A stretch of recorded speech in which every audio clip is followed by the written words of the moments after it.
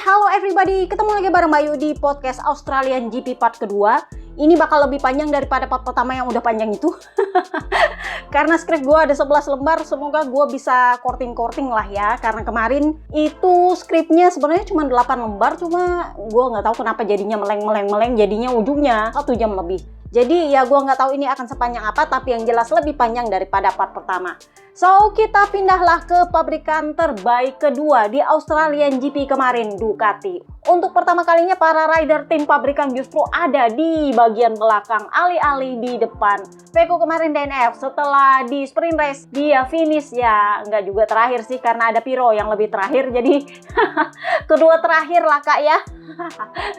Jadi ya gosip sepoi katanya ada ketegangan yang luar biasa di pedoknya Ducati setelah Pecco DNF. Kalian bisa lihat ketika dia kembali ke pedok setelah DNF itu dia nggak buka helmnya, dia nggak ngapa-ngapain, nggak ngomong sama gigi dalinya. Tardosi jelas tidak ada di sana. Dia dari hari pertama Australian GP itu memang udah kelihatan tegangnya sama Tardosi karena Pecco itu somehow mengubah rencana secara tiba-tiba. Jadi sebenarnya kalau kalian adalah ngintilers premium, kalian pasti tahu mesin apa yang dipakai Pecco di Motegi, di Mandalika, dan di Phillip Island. Itu ternyata sama persis. Nggak ada yang berubah. Masalahnya adalah ketika di Mandalika, kedua motor ini nggak bekerja sama sekali. Nah, begitu sampai di Phillip Island, rencananya adalah melakukan pendekatan yang sama dengan di Indonesia. Yang bikin aneh adalah si Pecco pertama kali keluar dengan motor yang pertama, motor yang dia pakai balapan di Motegi sebenarnya itu. Ternyata baru keluar udah geol-geol, dia langsung balik pedok. Nah, rencananya sebenarnya dengan Tardosi waktu itu adalah dia facelift dulu kak, paling tidak 1 kali baru dia balik pedok.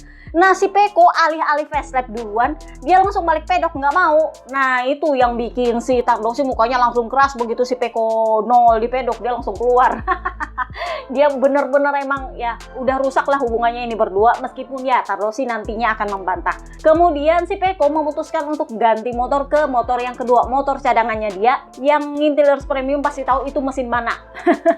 Jadi yang pasti mesin yang dipakai oleh Pecco sepanjang tahun ini, yang di Motegi pun itu adalah mesin tahun ini sebenarnya. Cuman yang bikin anomali ini adalah kenapa mesin ini mestinya aturannya kan itu sama persis mestinya, tetapi kenapa perilakunya berbeda. Nah, si Pecco pakai motor cadangannya dia, yang ngintilers premium pasti tahu itu mesin mana gitu kan, dipakai ternyata dia lebih enak kak, meskipun ya nggak seluar biasa banget sih dia punya enak, tapi paling nggak ya sedikit lebih baik lah perasaan dia gitu. Jadi di hari pertama sesi FP1 dan free practice dia memilih memakai motor cadangannya, meskipun ya Papi Tardosi lagi-lagi di sesi praktis karena si Pecco begitu keluar geol-geol dia balik lagi ya kan.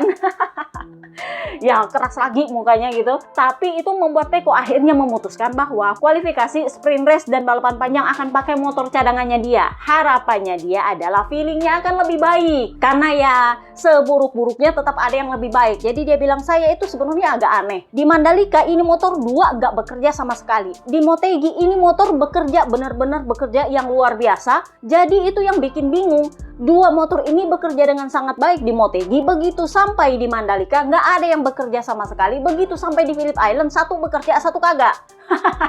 Makanya dia bilang, gua juga bingung kak, gua makin bingung di sini. Jadi di hari Sabtu dia memutuskan memakai motor 1 motor doang. Nah, meskipun itu katanya mengundang veto dari Ducati karena menurutnya Papi Tardosi yang nggak bisa lu pakai 2 motor begitu. Maunya Papi Tardosi dia bedakan motornya yang mana yang dipakai untuk kualifikasi dan balapan sprint race, sementara untuk balapan panjang lain lagi motornya. In case ada crash kalau kualifikasi atau di sprint race, itu strateginya mereka. Tetapi Pecco, no, gue pakai yang ini aja, 1 ini aja karena gue feel-nya lebih bagus. Nah, ini mulai lagi anomalinya. Jadi di FP2 hari Sabtu pagi dia lumayan, karena kan dia sudah berhasil lolos ke Q2 kan kemarin. Tumen-tumen dia lolos ke Q2 juga kan hari Jumat, makanya dia bilang gue pakai ini motor cadangan aja. Jadi dia pakailah itu motor cadangan di FP2 lumayan. Begitu masuk Q2 lah amburadul kak, itu lagi dia kena turun posisi 3 grid. Kenapa? Jadi ceritanya ya sama dengan Binder sih. Dia itu lagi facelift, cuman karena faceliftnya nggak terlalu cepat, datanglah si Marco Bes kayak pelor dari belakang. Jadi mungkin dia nggak bermaksud untuk melambat dengan sengaja, tetapi karena si Bes udah kayak pelor dari belakang, otomatis si Bes harus ngerem karena dia nggak mau mencelakai para rider yang ada di jalurnya. Itu kan lagi lambat mereka. Meskipun ya mungkin mereka lagi cetak facelift gitu, cuman faceliftnya nggak secepat punyanya Marco Bes, jadinya ya kayak gitulah. Si Pecco sendiri ternyata di saat itu memang ternyata lagi struggle sama motornya. Motor yang di FP2 baik-baik saja, begitu dikualifikasi kok ya geol-geol ya. Ditambah lagi Luca Marini ternyata ada di depannya Pecco. Nah itu yang bikin ngamuk-ngamuk Marco Bes. Kenapa? Karena untuk Marco Bes dia sangat penting untuk mulai dari pole position. Why? Karena dia bakal dapat double long lap penalti. Hasil dia sapu jagat Marc Marquez kemarin di Mandalika kan. Supaya kalau dia habis bayar double long lap penaltinya, ya finishnya paling enggak ya lumayan lah ya. Itu strateginya. Jadi Marco Bes ya wajar dia emosian. Karena dia ini lagi dalam tekanan berat untuk bisa start sebaik mungkin, karena dia membutuhkan start paling di depan supaya setelah bayar double long lap penalti ya paling nggak finishnya masih lumayan lah ya. Karena ini double long lap loh Kak, bukan cuma satu long lap, double long lap. Jadi ya dia juga agak tegang. Sementara Pecco ini ya lagi kebingungan juga. Bo ya di FP2 baik-baik aja, kenapa jadinya kualifikasi kacau ya? Dia gel-gel di tikungan. Nah ini kemarin ada yang nanya ke gua, kan mestinya si Bes nggak segitu juga reaksinya, kan si Pecco nggak sengaja melambat karena dia juga nampaknya lagi kesulitan dengan motornya yang gel-gel. Jadi begini, kalau rider kesulitan ketika dia fast lap itu nggak boleh buka gas. Karena kalau lu buka gas ketika ada yang salah dengan motor lu wajib minggir dari line. Nggak boleh ada di line. Karena kan reaksinya Pecco, kalau motornya gel-gel, dia langsung buka gas, dia langsung melambat. Nah, itu lu harus langsung keluar dari line. Nggak bisa lu bertahan di situ. Nah, masalahnya adalah Pecco tetap ada di line. Nah, si Bes itu datang dari belakang, udah kayak pelor. Jadinya ya mau nggak mau si Bes harus ngerem, karena dia nggak mau menabrak si Pecco atau menabrak Luca Marini apalagi. Karena kan dia dapat di tengah tikungan kan si Luca. Jadi sebenarnya kalau gua pikir sebenarnya yang salah itu Luca Marini sih. Karena dia posisinya yang benar-benar mengganggu Marco Bes ketika mau nikung. Itu benar-benar harus ngerem mati si Marco Bes di situ karena dia hampir senggolan sama si Luca Marini. Sementara untuk Pecco sebenarnya dia masih bisa menghindari karena itu lagi di line lurus. Dia bisa ambil sedikit melenceng di sampingnya Pecco, tetapi ya karena dia sudah terlanjur rusak moodnya ya dia ngomel-ngomel lah di situ. Bukan cuma ngomel sih, ngamuk-ngamuk kalau menurut gua.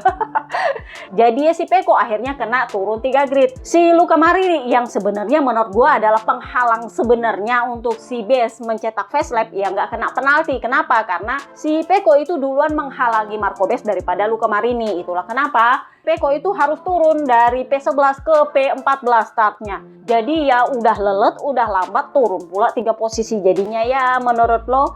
Tetapi faktanya dia tetap pakai motor cadangannya. Pertanyaannya adalah apa yang terjadi? Kok dia bisa membaik? Gue itu sebenarnya sudah hilang harapan ketika setengah balapan pertama dia itu ya lelet aja. Tapi setelah paruh kedua balapan mulai, dia kan crashnya kurang 2 lap sebelum finish kan. Jadi dia di paruh kedua balapan itu lumayan mulai dia naik.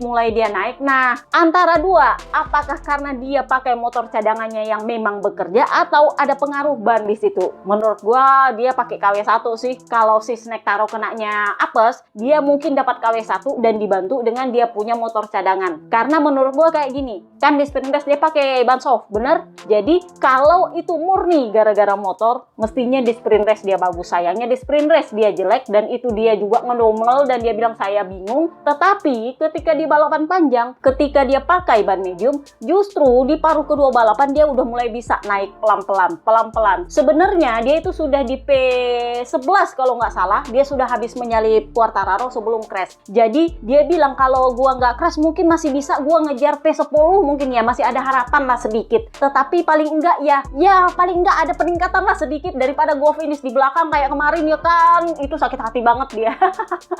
Jadi dia bilang paling enggak adalah gua lagi berusaha untuk meraih poin ketika gua crash. Jadi dia bilang ya saya mau dibilang sedih juga, ya nggak bisa sedih juga. Mari kita lihat gelasnya. Nggak bilang setengah penuh ya, sepertiga penuh kek, seperlima penuh kek, yang penting ada kata penuh-penuhnya gitu ya. Mau 1/5 penuh, 1/10 penuh, yang penting ada kata penuhnya untuk membuat ini sedikit optimis. Jadi menurut saya balapan hari ini berjalan sedikit lebih baik daripada kemarin, meskipun saya crash. Karena kemarin itu saya benar-benar nggak tahu kenapa saya lambat, kenapa motornya berguncang, kenapa saya nggak bisa ngerem, kenapa saya melebar ke kiri dan ke kanan di setiap tikungan. Sekarang meskipun saya agak-agak kesulitan di awal balapan, tapi terakhir-terakhir saya mulai bisa, ya ada ritmenya sedikit lebih stabil. Meskipun ya masih tetap juga saya nggak bisa merasakan sensasi yang di MotoGP, tapi oke lah. Memang pagi ini ketika warm up, kami mencoba sesuatu yang ternyata tidak berhasil. Jadi kami memutuskan melaju dan menggunakan arah yang berlawanan untuk balapan. Hasilnya ya motornya jauh lebih stabil, meskipun menurut saya lebih melelahkan untuk dikendarai dan sedikit kurang lincah. Tetapi saya bisa memacu sedikit lebih keras dan mempertahankan kecepatan yang lebih cepat daripada pembalap di depan saya, sehingga saya bisa mengejar ketertinggalan. Saya hanya kehilangan sedikit waktu di 3 atau 4 lap pertama saat mencoba memahami motor saya. Kemudian saya memperhatikan bahwa karena sadel saya sangat sempit, jadi pergerakannya menjadi lebih sedikit. Cara berkendara saya jadinya berubah, tetapi menurut saya tetap lebih baik. Nampaknya dia melakukan perubahan pada sadelnya karena saya bisa mempush hingga di limit. Tetapi ya ketika Anda benar-benar mencapai batasnya, sejujurnya saya agak sedikit terlalu melewati batas, itu akan membuat Anda mudah untuk terjatuh. Jadi saya harus menerima crash ini karena saya tidak ingin finish terakhir lagi. Jadi dia itu yang, gue nggak mau finish terakhir lagi, karena di sprint race kemarin dia itu finish terakhir. Kalau bukan ada Piro di belakangnya, dia benar-benar terakhir, Kak. Si Chandra aja lebih cepat dari dia, coba di sprint race, kan agak-agak memalukan gitu. Jadi dia ubah segala sesuatunya ketika warm up, dan setelah itu dia berusaha untuk mempush motornya.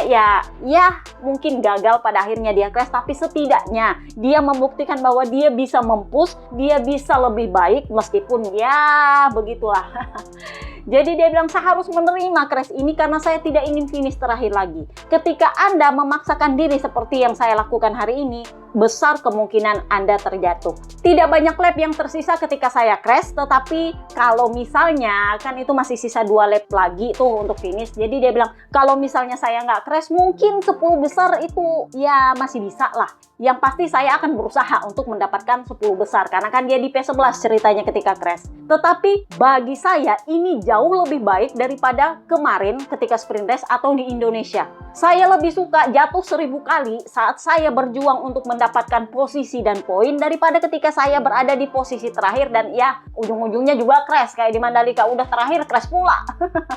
Jadi dia bilang, ya mending kayak gini lah, crash tapi paling enggak gue lagi berusaha untuk bisa lebih baik. Artinya motornya ada peningkatan meskipun ya ujungnya crash karena udah kelewat batas. Nah, ditanyalah dia, apakah ada kemungkinan lu membaik di Sepang? Kan udah gue bilang, di Sepang itu ada kemungkinan dia bisa mengkonfirmasi apakah motornya memang lebih baik atau kemarin itu cuma gara-gara anomali ban. Tetapi ya kalau kalian baca postingan ban Sepang kayaknya agak-agak sulit karena lagi-lagi Michelin nurunin ban karkas khusus untuk kompon medium belakang dan untuk kompon hard depan. Jadi ya kembali lagi itu bakal undian. Kalau dia pakai karkas standar seperti tahun lalu, berarti dia bisa punya data. Bener? Karena kan patokannya adalah tahun lalu. Masih ingat tahun lalu dia cetak rekor loh, pole position. Bener?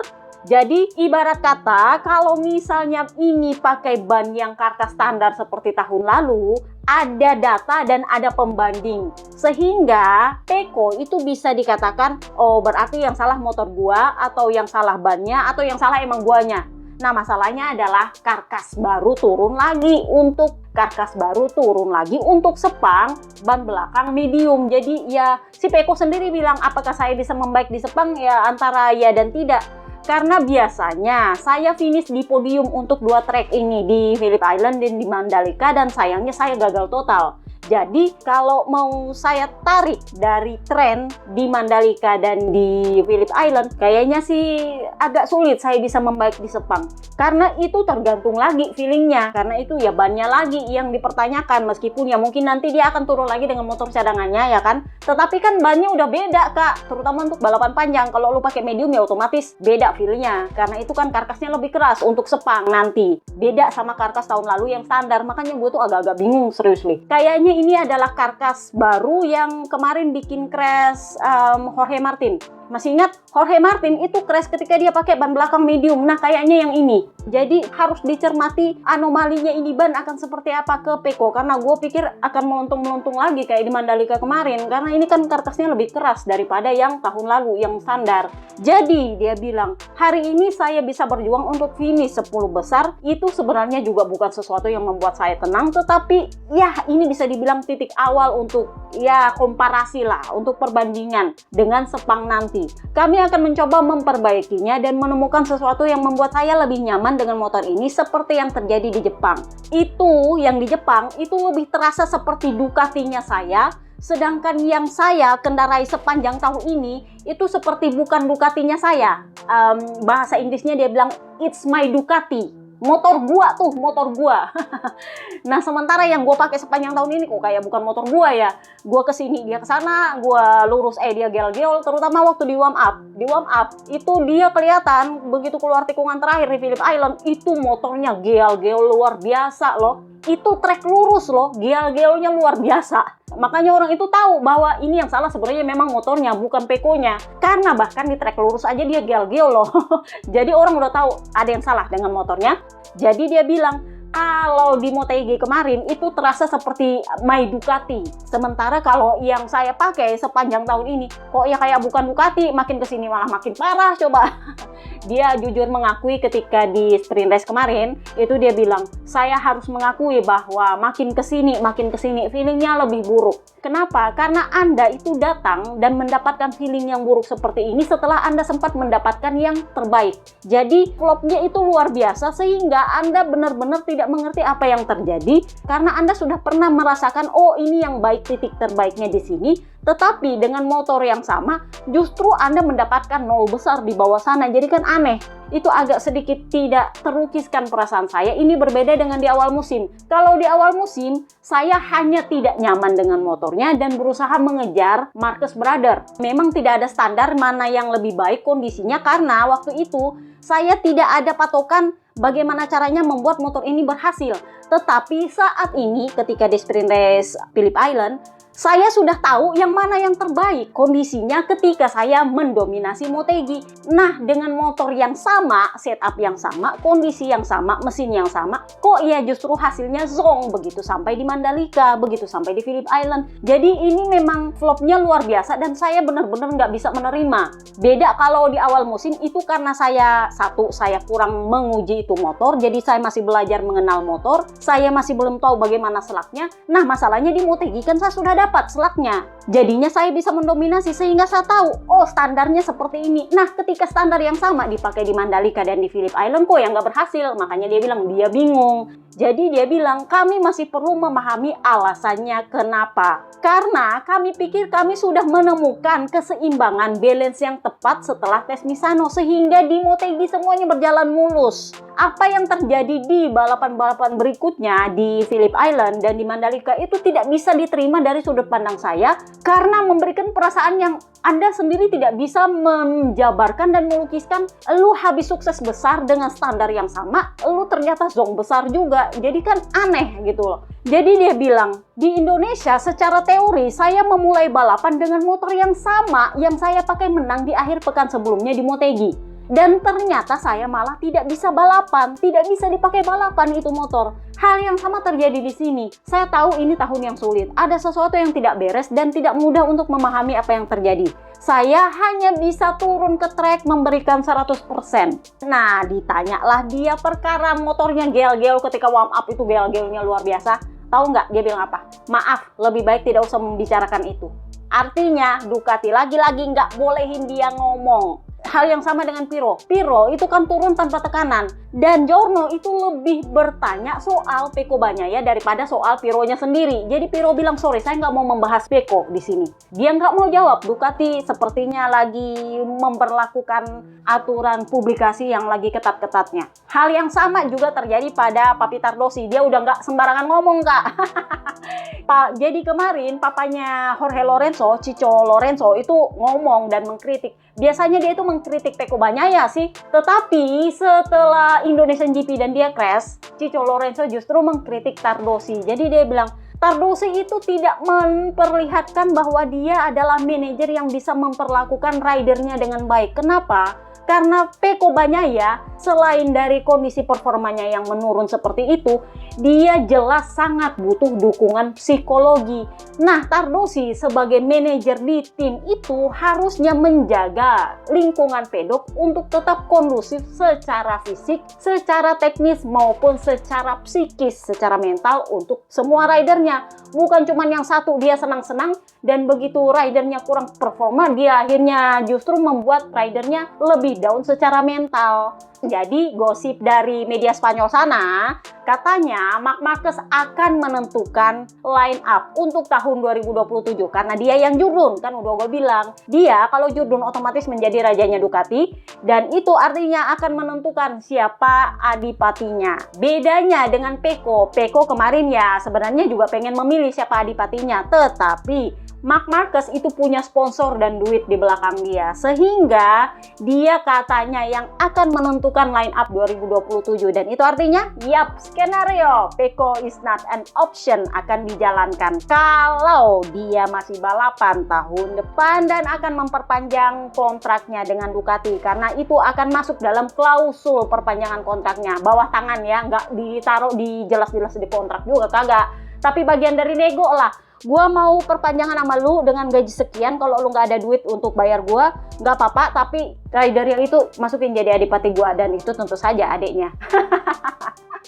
Kurang lebihnya kayak gitu. Nah, si Pecco bakal kemana? Ini sebenarnya udah dari lama ya kalian tanya ke gua, tapi gua somehow selalu lupa untuk membahasnya. Jadi kita bahas sekarang. Si Pecco bakal kemana, Mbak Yu? Kira-kira kalau misalnya dia nggak perpanjang, gua tahu banyak fansnya Pecco itu yang bilang bahwa lu pergi aja dari Ducati. Somehow gua selalu bilang sama Pecco, lu stay aja kalau lu bisa stay. Kenapa? Karena dia harus membuktikan bahwa dia berharga untuk Ducati. Tetapi ya gue juga ngerti kondisi mentalnya Pecco kalau dia bertahan di sana dengan kondisi Tardosi seperti itu. Aduh, ditambah lagi Gigi yang kemarin ngeprank dia dan gak mau mengakui bahwa dia ngeprank. Nah, ini memang Pecco vs everybody di Ducati jadinya. Jadi buat yang bertanya si Pecco kira-kira bakal kemana? Satu, dia nggak bakal ke Honda. Kalian udah dengarkan di podcast 41 udah gue bilang Red Bull itu rencana masuk ke Honda dan mereka mengincar Acosta. Jadi gaji jutaan euro untuk Acosta itu normal karena gaji dia di KTM aja 1,5 juta kak. Ya kali begitu sampai di Honda turun dia ya minimal 2,5 juta lah, 3 juta lah kalau dia pindah ke Honda. Jadi Red Bull katanya itu mau balik lagi ke Honda kalau bisa menarik Marc Marquez. Nah itu kan terserah Marc Marquez lagi. Kalau menurut gua Marc Marquez lebih memilih untuk stay di Ducati dan bawa naik adiknya untuk jadi adipati dan kembali menjadi teammate impian versi Ducati. Jadi si Pecco itu nggak bakal ke Honda. Kenapa? Karena si Luca Marini kemungkinan besar akan stay di sana untuk 2027 karena dia terbukti bagus untuk ngembangin motor. Nah si Pecco ini juga rider pengembang. Meskipun ya riding stylenya sedikit kurang lebih sebenarnya mirip sih sama Luca Marini, tetapi itu akan ada clash nanti pengembangan di sana. Dan Luca Marini sendiri punya impian pengen jurdun bareng Honda. Jadi jelas kalau Pecco bergabung ke sana, balance di sana itu agak kurang bagus. Ditambah lagi, Papi Peripuik jelas akan menentang ada rider Italia di situ, alih-alih ada rider Spanyol, bener? jadi menurut gua yang pasti nggak bakal ke Honda. Ke Aprilia bisa jadi, cuman harus si Jorge Martin di depak. Nah ini juga belum tentu. Karena Jorge Martin dengan prestasi yang diraih oleh Raul Fernandez kemarin, dia berhasil menang bahkan dengan motor satelit, menandakan bahwa Aprilia sebenarnya adalah motor yang bisa menyaingi Ducati. Terlepas fakta bahwa dia tiap naik Aprilia crash mulu, cedera mulu. Terlepas dari itu, tetapi terbukti bahwa ini motor bukan cuma bagus untuk base tapi juga bagus untuk Raul Fernandez. Dia udah nggak bisa ngeles soal pengembangannya Aprilia itu terlalu pro sama Marco Bes karena buktinya Raul Fernandez bisa bagus. Artinya ini adalah motor yang rider friendly. Lu nggak bisa bilang ini nggak sesuai dengan riding style lu karena Raul Fernandez terbukti bisa menang, mendominasi pula dia di Phillip Island kemarin kan. Jadi lu nggak bisa bilang bahwa ini motor nggak cocok sama lu, terlalu cocok sama Marco Bes karena faktanya Raul Fernandez bisa pakai dan bisa menang. Itu faktanya. Jadi agak sulit untuk Pecco masuk di Aprilia. Satu-satunya kemungkinan adalah ke Yamaha. Kenapa bukan KTM? Ya KTM juga belum tentu akan eksis di 2027 meskipun ya kemarin dia sudah melakukan uji coba untuk mesin 850cc, itu juga masih versi dyno Kak. Masih jauh panggang daripada api lah kalau untuk KTM akan tetap eksis di tahun 2027. Jadi kemungkinannya memang ke Yamaha. Terutama kalau kalian udah dengar versi Misano kemarin, gua kan udah bilang BB Vale itu diundang sama Yamaha untuk nangkring di atas mesin V4, M1 V4. Itu tentu bukan cuman lu datang dong lihat motornya kita, mesin V4 kita yang terbaru. Kagak, pasti ada pembicaraan di belakangnya Kak. Jadi kan sudah lama sebenarnya itu ada gosip berkata bahwa Yamaha itu pengen ngambil Peko. Cuman kan si Peko kemarin membantah, dia bilang saya kan masih ada kontrak. Jadi saya akan menyelesaikan kontrak saya dulu sebelum saya berpikir akan kemana saya setelah kontrak saya berakhir. Tetapi saya wajib kudu harus menyelesaikan kontrak saya. Secara otomatis Yamaha itu ditolak kemarin. Nah pas di Misano kan datang BB Vale ke sana. Gosip berhembus sepoi-sepoi, Pavesio nawarin lagi, kasih proposal. Begini, anak lu itu kan tahun 2027 tuh bakal nyari seat lagi tuh. Kalau memang dia nggak betah di Ducati, bagaimana kalau dia pindah ke kita, bantu pengembangan motornya kita. Kenapa? Karena 2027 itu adalah masa mulai dari nol. Dan kalau mau ditanya apakah duit kami ada atau enggak, jelas pabrikan Jepang itu duitnya lebih banyak daripada pabrikan Eropa. Sekurang-kurang dananya Yamaha, sorry, dana mereka lebih banyak dari Ducati Kak. Sorry to say. Ya meskipun yang paling banyak dana adalah Honda, tetapi Yamaha itu ada dana. Nah ditambah lagi Peko ini kan anak VR46, sudah pasti ada sponsor ngikut di belakang dia. Sudah pasti. Sementara Ducati itu kan memang lagi butuh dana, tetapi kalau sudah ada Marc Marquez mah mereka tutup mata lah. Itulah kenapa dia kemarin sampai di belakang pintu suka-sukanya dia mau bilang Pramac is not an option, karena dia tahu dia punya backup banyak di belakang. Nah sementara Yamaha sebenarnya sih nggak sebutuh-butuh amat sponsor kayak Ducati, tetapi tetap dia juga butuh sponsor, dan Peko itu jelas punya sponsornya sendiri. Gosip berhembus sepoi dia itu sempat clash sama Papi Perigigi gara-gara dia menolak sponsor yang banyak banget duitnya, tetapi mengharuskan Peko untuk memakai logo yang berbau pelangi, yang bengkok-bengkok. Nah dia nggak mau kan. Nah daripada dia pusing nyariin duit untuk Ducati, kan udah ada Marc Marquez nyariin duitnya Ducati, dan di sisi lain bahwa Ducati juga ternyata perlakuannya nggak bikin mental dia lebih baik gitu. Jadinya ya sama Pavesio bilang, gimana kalau anak lu Valentino Rossi, si Peko itu lu kasih ke kita, dia akan menjadi rider pengembang, dan kita kalau memang dia mau jurdun, dia akan jurdun. Karena Pavesio juga punya proyek sama Toprak kan. Toprak, gosip berhembus sepoi-sepoi, sebenarnya dia masuk MotoGP itu bukan mengejar jurdun. Dia pengen membuktikan bahwa dia bisa kompetitif di atas motor MotoGP. Jadi paling nggak bisa menang, tapi untuk jurdun dia sebenarnya nggak terlalu memaksakan. Nah, itu yang membuat Pavesio dalam tanda kutip berjanji kepada Valentino Rossi kalau si Peko itu bergabung dengan mereka, dia akan menjadi rider pengembang yang bisa mengembangkan motornya sendiri dengan dana tanpa batas. Cuman masalahnya adalah Yamaha lagi-lagi itu nggak sebagus Honda untuk mengembangkan aero. Meskipun ada Bartolini di sana, tapi ya justru aero itu nggak bikin signifikan dalam performa mereka. Di saat para pabrikan lain kalau ganti aero itu performanya justru bagus. Lo lihat aja lo kemarin nih, itu sampai bikin aero yang khusus track ini, khusus track itu karena dia tahu bahwa aero itu penting. Di Ducati mereka terbiasa seperti itu. Nah sementara di Yamaha, Snektaro bilang mindsetnya that's the problem. Tetapi di 2027 aero kan dibatasi Kak. Makanya itu kesempatan untuk si Peko mulai dari awal. Karena kita udah nggak terlalu butuh aero, berarti kita bisa main mesin nih. Nah dananya kita ya meskipun nggak sebanyak Honda, masih bisa lah kita bikin gimana ceritanya. Karena kan ini adalah pabrikan konsesi, lu bebas mau bikin gimana motor lu, nanti kita bantu. Kurang lebihnya kayak gitu. Jadi Quartararo kemana Kak? Nah kemarin di Indonesian GP Quartararo udah ngomong, dia bilang ya sebenarnya saya sih masih percaya sama proyeknya Yamaha, tetapi kalau kalian bilang apakah saya bisa mengikuti caranya Marc Marquez dengan hengkang ke tim satelit dulu supaya dia lolos dari penalti dan segala macam, ya mungkin itu adalah cara yang bisa dicontoh. Karena memang semua orang tahu dia ngincar Ducati. Jadi kalau dia mau masuk Ducati, dia harus mulai dari bawah dulu, dari satelit. Jadi dia bilang, kalau kalian pikir apakah saya kemungkinan bisa pindah ke tim satelit untuk bisa dapat motor terbaik di track, ya mungkin bisa dicontoh cara-caranya Marc Marquez kemarin, tetapi sejauh ini saya masih percaya sama proyeknya Yamaha. Tetapi ya begitulah, karena hasilnya dia kemarin juga amburadul di Phillip Island, nampaknya akan sulit untuk membuat dia perpanjangan sama Yamaha untuk tahun 2027. Jadi itu peluang untuk masuknya Pecco. Terus Toprak kemana Mbak Yu? Toprak kalau nggak salah 2027 dia diplot untuk tim pabrikan. Nah, masalahnya adalah kalau Monster masih di sana, agak sulit Toprak untuk naik kecuali dia jadi maling kundangnya Red Bull. Itulah kenapa Red Bull akhirnya bujuk-bujuk Honda untuk ngambil dia punya atlet untuk dijadiin pion supaya mereka gabung di sana ketika mungkin nanti Toprak in case naik ke tim pabrikan mendampingi Pecco, yang jelas ada Monster di sana. Ngerti maksud gua? Kurang lebihnya kayak gitulah permainan politik, karena memang kontraknya Toprak sendiri 1 tahun. Meskipun ya gosip berhembus sepoi-sepoi itu bakal multi tahun, tetapi intinya adalah dia coba dulu di Pramac seperti apa, nanti setelah itu dilihat perkembangannya tahun 2027. Gitu kurang lebihnya. So, kita pindahlah ke Michele Pirro kalau katanya komentator. Michele Pirro P18 naik 4 posisi. Jadi dia bilang, saya akhirnya menyelesaikan balapan dan itu sangat penting bagi saya karena saya bisa mengumpulkan data.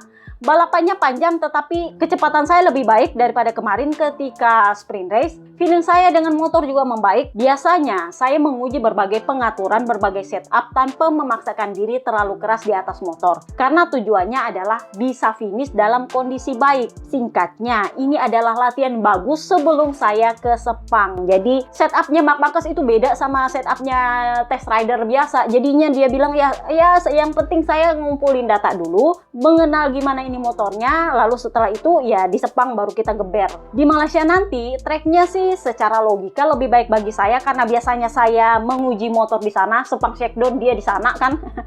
Tentu saja cuaca panas akan membuat segalanya berbeda, tetapi saya akan berusaha meningkatkan kecepatan dan memperkecil jarak dengan pembalap tercepat. So, ini dia Tardosi ditanya. Karena kan dia udah tegang dari hari pertama, hari Jumat itu udah kelihatan tegangnya sama si Pecco. Jadi dia bilang idenya sekarang adalah membantu Pecco karena hanya dia yang kami punya sekarang. Tetap juga bahasanya agak nyelekit. Emang cuman dia yang kami punya sekarang ya mau nggak mau dibantu. Ibarat kata kalau ada Marc Marquez di sebelah ya dia nggak terlalu dibantu gitu maksudnya. Masalahnya dia kalau ngomongnya kayak gitu. Jadi dia bilang ya kami memang harus membantu Pecco karena cuman dia yang ada di garasi. Jadi logikanya ya kalau memang ada Marc Marquez di sebelah ya lu nggak bakal bantu dia dong. Bener nggak sih?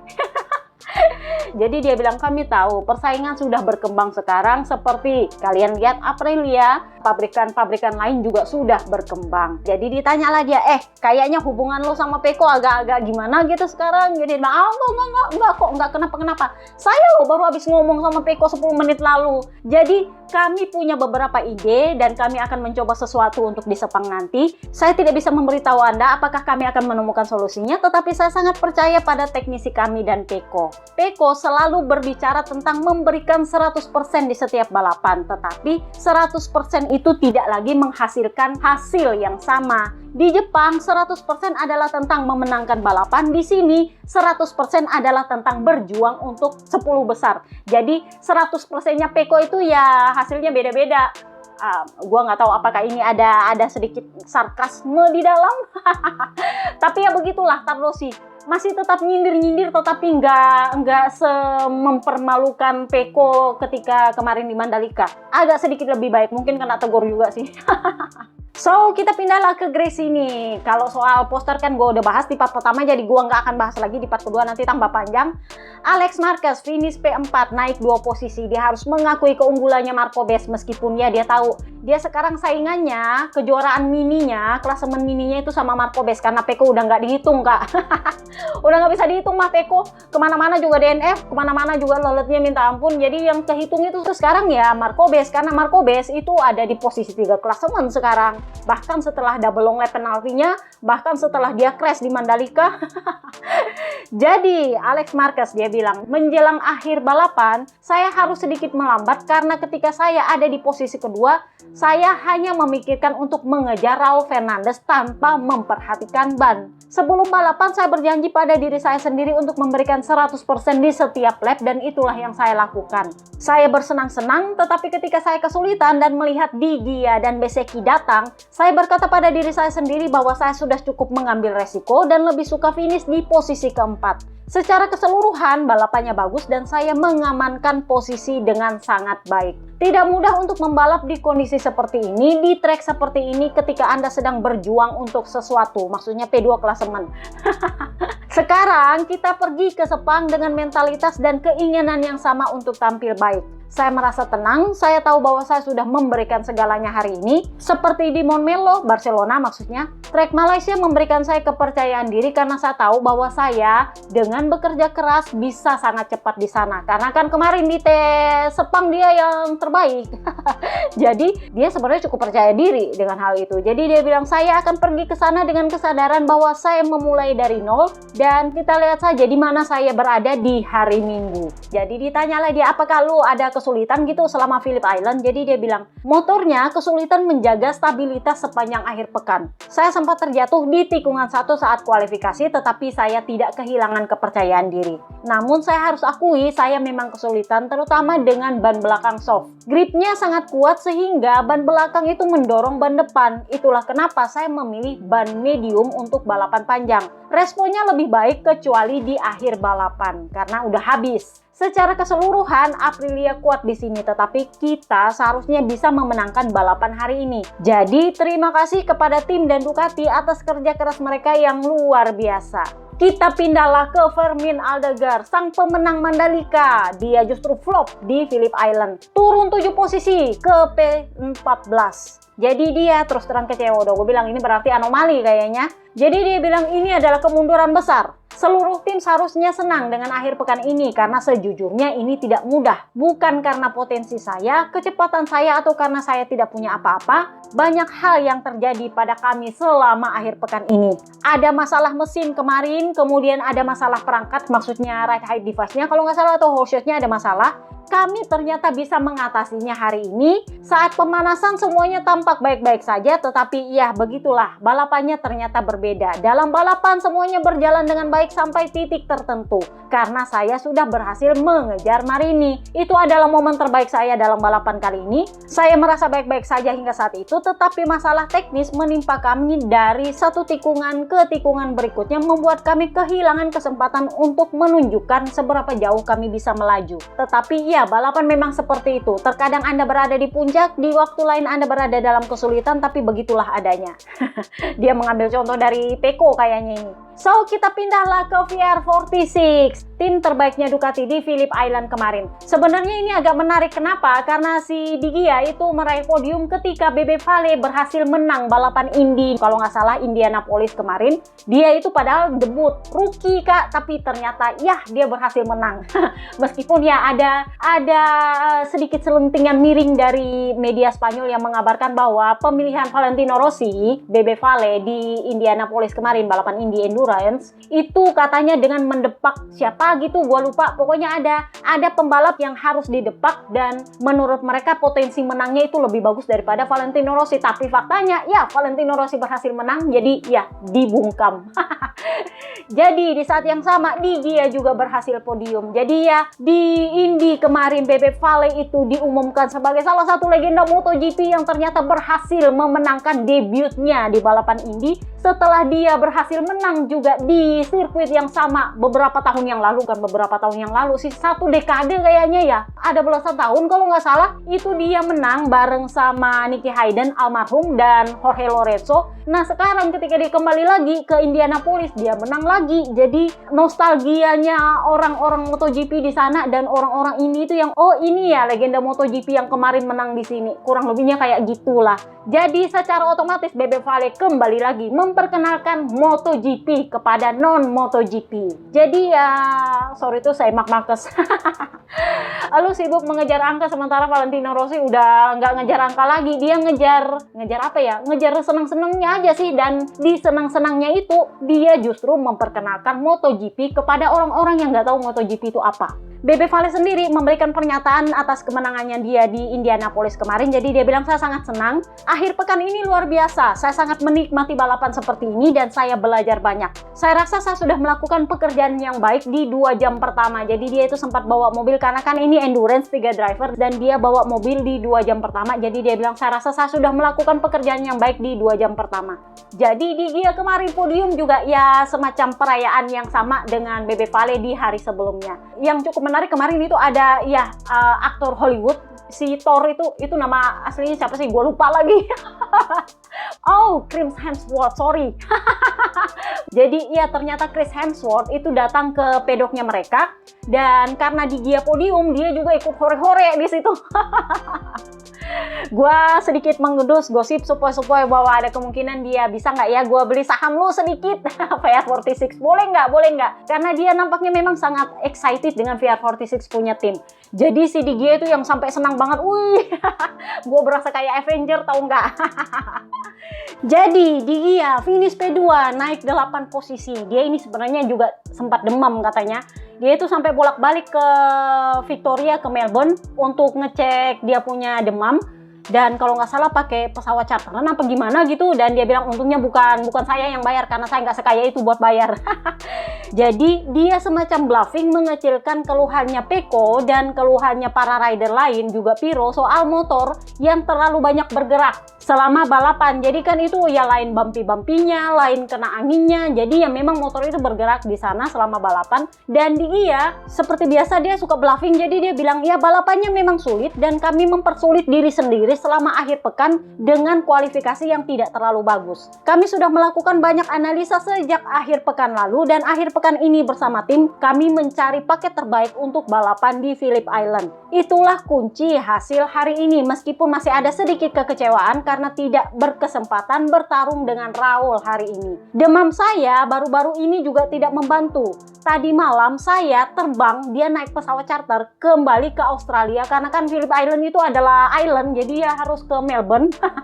Pulang ke Australia dengan pesawat yang bukan milik saya karena saya belum sekaya itu, sambil ngakak. Jadi dia bilang ya itu memang tidak membantu tapi ya untungnya berhasil membuat saya untuk tetap berada di motor dengan sedikit berusaha untuk fokus. Saya tahu bahwa saya harus menyelesaikan pekerjaan saya. Setelah 4 lap pertama saya berusaha untuk mengatur nafas dan berpikir masih ada 20 lap lagi untuk dipertahankan. Balapan kami akhirnya menjadi semakin bagus dengan kecepatan yang baik dan beberapa gerakan menyalip yang bagus. Saya bangga akan hal itu karena tidak mudah memulai balapan dari posisi ke-10. Saya senang untuk diri saya sendiri dan untuk tim. Sesi kualifikasi sendiri menurut saya masih ada yang mengganjal. Sulit untuk dijelaskan. Terkadang hal-hal terjadi di luar kendali kita. Banyak yang tidak menyadarinya tapi kita juga manusia. Saat tidak memungkinkan, kita memacu motor dan justru terjatuh atau malah kita melambat. Dan saat melambat, kita justru tidak melihat apapun dalam data karena kita seolah-olah menyembunyikan masalah. Ini juga sulit bagi kami, tetapi itu juga terjadi pada semua orang, bukan cuma saya.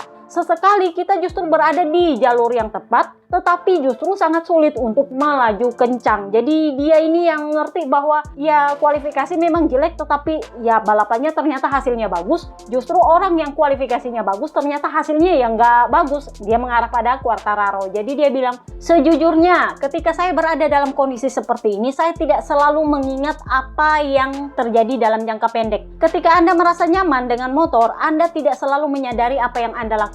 Saya mengandalkan insting dan saya tidak mengingat setiap gerakan menyalip dengan sangat detail. Tentu saja ada gerakan menyalip Pedro ketika dia menyalip saya di tikungan 1.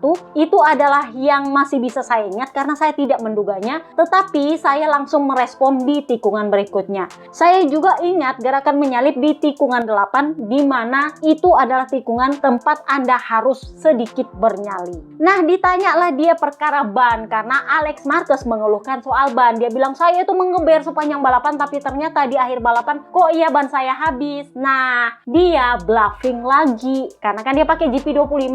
Nah, si Alex Marquez kan pakai GP24. Jadi dia bilang saya selalu terlalu pandai mengelola ban dalam balapan. Nah, lu dengarkan apa kata dia. Jadi, saya rasa hasilnya tidak akan berubah apapun motor yang saya kendarai hari ini. Bluffing lagi, Kak. Orang-orang sering membicarakan perbedaan antar kedua motor ini, tetapi itu hanyalah nama yang diberikan di awal tahun. Bluffing lagi, Kak. Sebagai pembalap pabrikan, Anda memiliki lebih banyak komponen dan komponen yang tersedia untuk Anda pakai. Anda berusaha untuk membuat paket motor sebaik mungkin, itulah yang saya lakukan, dan dalam hal ini, saya juga berhasil mengelola ban dengan baik. Saya rasa model motor tidak akan membuat perbedaan apapun hari ini. Intinya adalah dia mengecilkan Alex Marquez. Karena Alex Marquez bilang, saya itu bannya udah habis di akhir balapan. Mungkin si Di Gia itu lebih bagus dari saya karena dia pakai Desmo GP 25. Sementara saya pakai Desmo GP 24 dengan kondisi ya setupnya dan partnya segitu-gitu aja. Sementara kalau dia kan Desmo GP 25 ya logikanya meskipun katanya 24-1, tapi kan dia dapat part lebih baru daripada saya. Itu kan alasannya Alex Marquez soal Di Gia lebih baik daripada dia. Nah, Di Gia bilang, enggak kok, gue emang lebih bagus kalau soal menghemat ban, gue juga lebih bagus kalau soal memilih paket motor. Jadi mau pakai motor apapun gue rasa hasilnya sama. Intinya adalah kalau dia misalnya pakai GP 24-nya Alex Marquez, dia cukup yakin bahwa dia juga akan finish di podium. Itu inti dari perkataan dia. Makanya gue bilang bluffing kan. Jadi dia juga mengecilkan keluhannya Pecco Bagnaia soal motor yang terlalu banyak berguncang. Jadi dia bilang, ya memang motor memang banyak bergerak di sini, harus begitu. Saya tidak tahu bagaimana dengan Ducati lain, tetapi dalam kasus saya, kami memang memulai akhir pekan dengan motor yang banyak bergerak. Tetapi saya berhasil beradaptasi dan menjadi cepat. Dan ketika berbicara dengan pelatih saya, dengan dia punya coachnya dia kalau nggak salah Minyo ya. Dia bercanda di Phillip Island, motor memang harus bergerak karena kalau tidak berarti lu nggak kenceng. Dia bilangnya kayak gitu. Kayaknya si Minyo ya coachnya dia. Itu adalah sesuatu yang saya ingat. Jadi ketika motornya bergerak itu tandanya saya cepat. Itu dia ngomongnya sambil senyum. Jadi dia bilang stabilitas yang diminta oleh Pecco itu memang penting di sini. Tetapi dalam kondisi seperti ini terkadang Anda harus bisa mengendalikannya. Mungkin akhir pekan ini kami adalah pembalap, tim, dan Ducati terbaik yang mampu melakukannya untuk bisa mengatasi pergerakan motor. Saya berharap bisa menemukan performa terbaik kami untuk sisa musim ini juga. Ada beberapa perubahan kecil dan motornya menurut saya ya sangat bergerak, tetapi kita sudah melihatnya di beberapa kesempatan di tahun ini. Ketika kami berhasil mendapatkan umpan balik yang baik dari bagian depan, kami bisa meningkatkan potensi kami. Jadi intinya adalah dia bilang dia bisa membuat paket motornya itu stabil untuk bagian depan. Jadi mau gel-gel kayak di belakang dia masih bisa handle. Dia bilang kalau gel-gel di belakang itu mah tandanya lu cepat. Kalau lu nggak gel-gel itu artinya lu nggak cepat. Nyindir Pecco? Yes. Jadi dibandingkanlah dia, lu kan terakhir kali podium kan di Mugello. Nah, baru kali ini lagi lu podium. Sebenarnya ada apa? Kenapa lu kurang-kurang podium selama ini? Jadi dia bilang sejujurnya saya juga tidak tahu. Kita sudah melihat bahwa konsistensi kami dengan motor ini tidak selalu sama. Sejak Mugello kami punya peluang untuk naik podium. Saya rasa di Sachsenring atau di Hungaria itu ada peluangnya karena di Sachsenring kan dia crash kemarin. Tetapi karena berbagai alasan itu tidak terjadi. Jadi saya ingin tetap membumi, tetap rendah hati dan terus bekerja keras. Kita lihat saja nanti di sirkuit-sirkuit berikutnya apa yang akan terjadi dengan saya. Gue itu bingung, dia tuh nyindir-nyindir ke segala macam coba. Nah, ditanyalah dia perkara perkembangan Aprilia. Jadi dia bilang ya itu pertanyaan yang sulit. Para rival kami jelas bekerja dengan baik dan memperkecil jarak. Ducati sempat tertinggal jauh dari pabrikan lain dulu, tetapi sekarang Aprilia semakin dekat, bahkan terkadang mereka ada di depan kami. Honda juga semakin dekat, begitu juga dengan Yamaha, seperti yang kita lihat dengan pole positionnya Quartararo. Jadi begitulah Quartararo. Kami jelas harus terus bekerja keras dan kami bisa melakukan beberapa hal yang lebih baik tahun ini. Tetapi itu juga ya bagian dari balapan, bagian dari permainan. PR46, Ducati dan saya adalah tim yang hebat dan kami akan terus berusaha untuk meningkatkan diri. Saya tidak sabar untuk mulai bekerja menyambut tahun 2026 untuk mencoba mempertahankan jarak seperti ini dari para rival kami.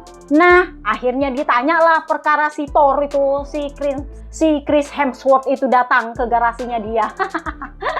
Jadi dia bilang, terus terang saya merasa seperti Avenger, merasa seperti pahlawan super di garasi, karena dia juga dihure-hurein kan sama si Chris. Jadinya dia itu yang, oh ya gue dikasih selamat sama si Thor ini. Jadi dia bilang, saya senang sekali bertemu dengan dia. Dia adalah orang yang istimewa dan rendah hati. Dia memberi saya motivasi ekstra untuk membuat akhir pekan ini menjadi semakin istimewa. Kurang lebihnya begitulah, terlepas gosip berhembus sepoi-sepoi bahwa dia juga mulai nanya-nanya apakah dia bisa beli sahamnya tim VR46.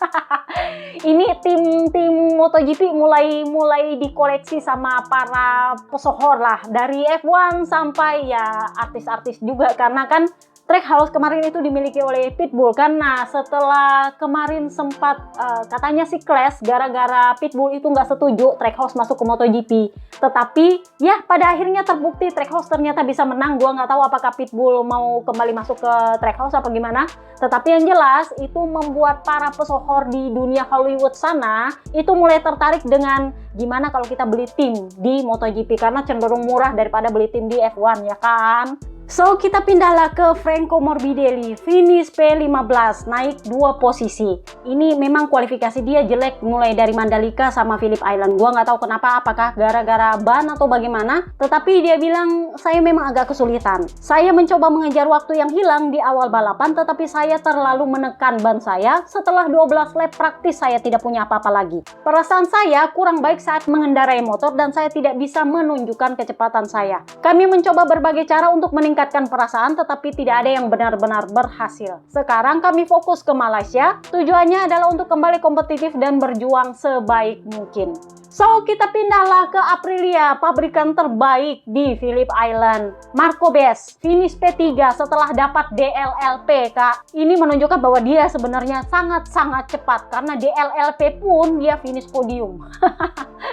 Jadi dia bilang ini adalah balapan yang sangat sulit. Sejujurnya saya tidak pernah berpikir bisa menang. Hanya para jurnalis itu yang berpikir seperti itu. Saya bahkan tidak menyangka saya bisa finish di podium. Saya hanya berusaha melakukan fast lap di awal-awal balapan agar tidak berada di tengah-tengah rombongan ketika menyelesaikan long lap pertama. Untungnya strategi saya berhasil.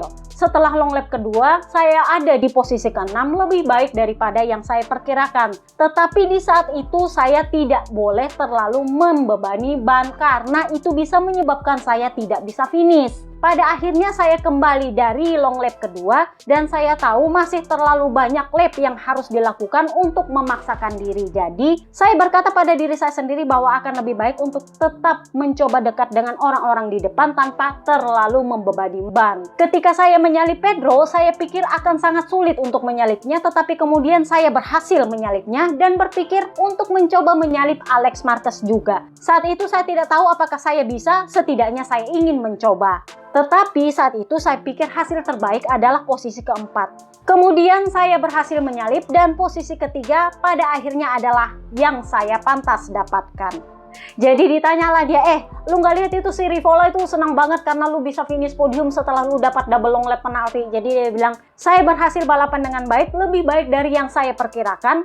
Pujian juga saya berikan untuk para kru saya karena strategi yang kami kembangkan baik untuk mengelola penalti maupun mengelola balapan. Setidaknya 98% dari apa yang terjadi hari ini merupakan strategi mereka. Maksud saya, mereka sudah merencanakannya tanpa terlalu melibatkan saya. Maksudnya strategi bahwa dia harus melewatkan sekitar 3 lap dulu, sudah jauh banget baru dia bayar 1 long lap. Setelah itu dia kasih jeda lagi beberapa lap, baru dia bayar lagi long lap kedua. Ternyata itu adalah strateginya tim yang dikasih tahu ke dia. Karena dia bilang saya sebenarnya sedang memikirkan gimana caranya saya berusaha mengemudi dengan sangat-sangat baik. Jadi saya mikir gimana riding style saya, mereka mikir gimana caranya saya menyelesaikan double long lap dengan secerdik mungkin. Tentu saja itu adalah hal yang harus dipraktekkan strateginya mereka dan ternyata itu terjadi di balapan. Ini adalah hal yang bagus karena saya bisa start dengan baik dan pada akhirnya ya Rivola senang. Karena Rivola senang ya saya lebih senang lagi. Terus terang kesulitan Aprilia saya ini sebenarnya adalah kalau kami balapan dalam grup, dalam kelompok. Saya masih agak kesulitan saat berkelompok karena gaya berkendara saya membuat saya mengerem mendadak dan agresif saat mengerem. Saat sendirian semuanya terasa lebih mudah, tetapi ketika saya ada di dalam grup, kalau saya terlalu memaksakan diri untuk menikung, saya akan terlalu dekat dengan motor lain dan itu akan membuat motor saya kehilangan keseimbangan. Tetapi saya berusaha menemukan keseimbangan yang tepat untuk situasi seperti ini. Dia nampaknya sudah belajar dari Mandalika soal nikung dalam grup kan, jadi dia amat sangat berhati-hati kalau ada di grup sekarang. Jadi dia bilang sulit untuk menjelaskan bagaimana hasilnya karena saya sudah melakukan 2 long lap. Raul Fernandez sendiri sangat cepat, Aprilia bekerja dengan sangat baik dan saya rasa seperti ini sudah cukup. Apakah kami lebih baik dari Ducati? Ya saya juga nggak tahu. Mustahil bagi saya membandingkannya karena saya mengendarai Aprilia bukan Ducati. Yang bisa saya katakan adalah saat ini saya merasa sangat baik di atas motor dan ketika mengendarai motor, para teknisi juga sudah melakukan pekerjaan yang spektakuler dan sejujurnya kami sudah selalu konsisten untuk saat ini. Ada trek di mana motor kami bekerja dengan sangat baik, tetapi secara umum motor kami kuat di mana-mana. Mungkin kami hanya perlu terus bekerja seperti ini. Saya tidak tahu menjawabnya bagaimana, tetapi saya pikir kami sudah membuat kemajuan. RSGP sudah mengalami banyak peningkatan, tetapi kami tahu masih ada yang perlu diperbaiki di beberapa aspek. Setidaknya kami konsisten sekarang dan saya menikmati mengendarainya. Stabilitas motor juga sudah meningkat dan bagi saya itu adalah masalah terbesar di awal musim. Menemukan motor ini menjadi lebih stabil memungkinkan saya untuk kembali mengerem sekeras mungkin seperti di tahun 2023 ketika dia pakai motor Ducati. Dan menurut saya aspek itulah yang paling membantu saya.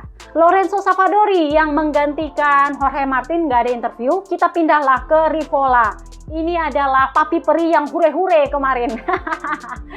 Jadi dia bilang Bezzecchi melakukan balapan dengan sempurna. Dia melakukan double long lap, kemudian dia melakukan beberapa kali menyalip. Dia menyalip dengan segala cara dan itu fantastis. Saya juga senang untuk Raul Fernandez. Kami selalu percaya padanya. Kami berada di jalur yang benar. Kami sudah menduganya meskipun Martin absen dan Ogura cedera. Kami ternyata bisa berhasil. Kami optimis Aprilia adalah tolak ukur untuk trek cepat saat ini. Tujuan kami sebenarnya di sini adalah mengalahkan Marquez karena Marquez menang kan tahun lalu. Sayangnya dia tidak ada di sini dan itu juga salah kami. Dia ngaku salah juga. Itu adalah salah kami. Di antara segala sesuatunya itu memang salah kami. Sekarang kami ingin fokus untuk Malaysia karena kami tidak pernah bersinar di sana, terutama karena Jorge Martin kemarin kan celakanya juga di Malaysia kan, di Sepang. Jadi kalau kami kompetitif itu akan sangat bagus. So, kita pindahlah ke Trackhouse. Raul Fernandez, sang pemenang. Jadi, Trackhouse adalah tim terakhir yang memenangi balapan di MotoGP. Karena selama ini semua tim itu sudah menang di MotoGP kecuali Trackhouse. Karena Trackhouse sudah menang, bisalah diklaim bahwa semua tim bisa menang di MotoGP. Tentu saja itu tergantung pada pabrikannya, kakak. Jadi, Raul Fernandez, dia bilang, saya masih tidak percaya. Saya sudah mencapai salah satu impian dalam hidup saya. Pagi ini ketika saya bangun, saya berpikir mungkin saya bisa naik podium. Tetapi bukan berarti saya bisa menang. Karena kemarin di sprint race saya tidak bisa menyamai kecepatan Bezzecchi. Meskipun saya pikir saya bisa lebih dekat dengan dia dengan ban belakang medium. Saya tahu memang Marco punya 2 long lap. Tetapi saya juga berpikir bahwa dia punya kecepatan untuk comeback. Itulah kenapa saya tidak berpikir bahwa saya bisa menang. Tetapi selama balapan saya merasakan sesuatu yang lebih, entah apa itu. Nah, Ori, I don't know. Mungkin orinya Ai Ogura udah dipindah ke dia, who knows? Karena kan Ai Ogura yang punya ori selama ini. Jadi dia bilang, saya merasakan sesuatu yang lebih, entah apa itu. Tetapi ketika saya melewati Acosta, saya menyadari bahwa saya memiliki kecepatan yang sama dengan Marco. Saat itu saya berpikir mungkin ini adalah hari di mana saya bisa berjuang untuk hasil ini. Tetapi saya tidak boleh membuat kesalahan. Jadi saya mencoba untuk fokus pada diri saya sendiri, tidak terlalu banyak berpikir dan menikmati momen itu. Di lap-lap terakhir saya berusaha untuk tidak membuat kesalahan, tetapi ketika saya melihat ada sesuatu di visor saya berpikir mungkin saya bisa menang dan saya mulai gugup. Kemudian saya sempat kehilangan stang saya. Jadi kalian bisa lihat dia sempat tergelincir tangannya dari stang di lap terakhir apa 2 lap terakhir itu. Jadi dia bilang itu membantu saya memahami bahwa saya harus tetap tenang. Saya mencoba untuk sedikit lebih rileks. Bagi saya hal tersulit adalah melakukan lap terakhir. Saya terus menangis karena sebelum start saya tidak pernah berpikir saya akan menang hari ini. Jadi ditanya, Perasaanmu gimana? Dia bilang tidak ada bandingannya. Sudah 4 tahun sejak kemenangan terakhir saya. Tahun-tahun di mana saya sangat menderita dan Anda selalu meragukan apakah Anda bisa melakukannya. Bagi saya kemenangan ini paling istimewa karena di Moto3 saya tahu saya bisa bertarung. Di Moto2 saya langsung kuat, tetapi di MotoGP kami bekerja keras selama 3 tahun dan untungnya tidak pernah kehilangan kepercayaan satu sama lainnya. Kemudian Brivio bergabung dan akhirnya Sterlacchini. Sterlacchini adalah elemen terakhir yang membuat saya kompetitif. Mereka adalah 2 orang kunci di balik kesuksesan saya hari ini. Saya tidak tahu bagaimana saya harus berterima kasih kepada Fabiano Sterlacchini. Dialah yang membantu saya sebagai teman di luar garasi dan sebagai seorang profesional di dalam garasi saya. Karena masa 3 tahun itu adalah masa yang sangat sulit, tetapi saya cukup beruntung memiliki orang-orang di sekitar saya yang membantu saya. Bertahan di tim ini dengan motor pabrikan adalah pilihan terbaik bagi saya. Membantu saya mengurangi tekanan dan bekerja dengan cara saya sendiri. Hari ini saya kembali meraih kemenangan dan saya di sini berkat keluarga dan saudara laki-laki saya, Adrian. Tim saya juga banyak membantu saya, tetapi mereka adalah orang-orang terpenting dalam hidup saya dan mereka selalu mendukung saya. Jadi ditanya, lu mulai merasa cocok dengan motor lu ini sejak kapan? Jadi dia bilang, perubahan terbesar terjadi saat tes Jerez di mana kami punya waktu untuk berlatih. Karena kan dia sempat miss tes pramusim kan. Dia cedera ketika dia crash di Sepang. Jadi dia itu baru bisa mempelajari motornya di tes Jerez. Jadi perubahan besar terjadi adalah ketika tes Jerez. Waktu itu saya pergi makan pizza dengan mekanik saya dan kami berjanji untuk mencoba berlatih lebih banyak. Karena setelah cedera saat tes Sepang, saya memang kembali dengan cepat karena di Buriram dia sudah ada, tetapi semua itu tidak membantu untuk membuat saya menemukan basis yang bagus. Tentu saja, kemenangan ini membantu saya. Kemarin setelah hasil bagus di sprint race, saya sudah berjanji pada diri saya sendiri untuk berusaha lebih keras. Sudah terlalu banyak waktu berlalu, tetapi sekarang saya berada di tempat yang tepat, di tim terbaik dengan motor terbaik. Ada banyak pekerjaan yang kami lakukan di balik semua ini. Saya ingat ketika saya bergabung di Trackhouse, kami tidak tahu apa yang akan terjadi. Tetapi dengan bergabungnya David Brivio, kami mulai membangun tim. Ayah saya berpesan agar saya bersabar untuk tumbuh selangkah demi selangkah seperti sebuah tanaman. Seandainya saya tahu semua yang terjadi, kesulitannya, operasinya, saya tidak tahu apakah saya akan terjun di proyek ini karena terasa sangat sulit. Kami berupaya untuk memperbaikinya agar suatu hari nanti apa yang terjadi hari ini akan terjadi. Jadi ya, utang dia sudah lunas. You know, dia di awal musim itu sampai yang sempat ke psikiater saking mental dia itu nggak enak banget. Terutama karena Ai Ogura itu bagus banget. Waktu itu kan dia dapat ori. Dan kayaknya setelah Ai Ogura cedera, ori kayaknya pindah ke Raul Fernandez ya. Dan itu ternyata punya hasil. Karena dia sendiri bilang, saya nggak tahu kenapa. Ternyata saya punya sesuatu yang lebih dan saya bisa secepat Marco di balapan. Jadi hasilnya nanti kita lihat di Sepang apakah memang ini dia motornya bagus dan dianya bagus atau cuman gara-gara orinya memang bagus. Ai Ogura akhirnya setelah beberapa kali unfit to ride, dia akhirnya dapat fit to ride meskipun ya orinya dia terlambat untuk kembali. Udah kadung ada di Raul Fernandez kayaknya. Jadi dia bilang, saya sebenarnya tidak yakin apakah tangan saya cukup kuat untuk balapan, tapi ternyata tidak terjadi apa-apa. Jadi saya cukup senang. Semuanya terlihat baik dan sekarang saya ingin fokus di Malaysia karena di Malaysia nanti adalah tes yang sebenarnya. Mengingat di sini anginnya lebih kencang. Saya tidak bisa terlalu cepat, tetapi faktanya dia finish P13, lumayan naik 5 posisi. Jadi dia bilang itu semata-mata karena udaranya sedikit lebih hangat. Dan itu yang membantu saya. Dengan ban belakang medium, perbedaannya dengan pembalap lain tidak terlalu besar. Tetapi bagaimanapun saya sangat senang untuk tim dan Aprilia. Pertama base menang, sekarang Raul menang, jadi sepertinya saya giliran berikutnya. Dia ngomongnya sambil tersenyum. Jadi intinya adalah semua orang mengagumi dia punya mental. Dia tetap tenang meskipun dalam kondisi terpuruk-terpuruknya. Cederanya itu yang memang nggak bisa dijelaskan, padahal nggak patah, tetapi ternyata memang katanya sih sakit banget sih katanya. Jadi ya itu yang membuat dia agak kesulitan untuk ngegas motor. Katanya sih seperti itu. So itu aja podcast kita kali ini. Sorry kalau panjang banget. Podcast Malaysia kayaknya agak sedikit terlambat karena gua mau melipir dulu cuti. Gua usahakan bisa recording podcast di jalan kemudian kemudian dikirim ke admin akun, diusahakan ya. Jadi ya seperti biasa, gue baru bisa posting setelah gue kembali ke sini, atau mungkin gue postingnya tengah malam, atau pokoknya intinya adalah gue nggak akan posting live report. Oke, see you next time guys, bye bye.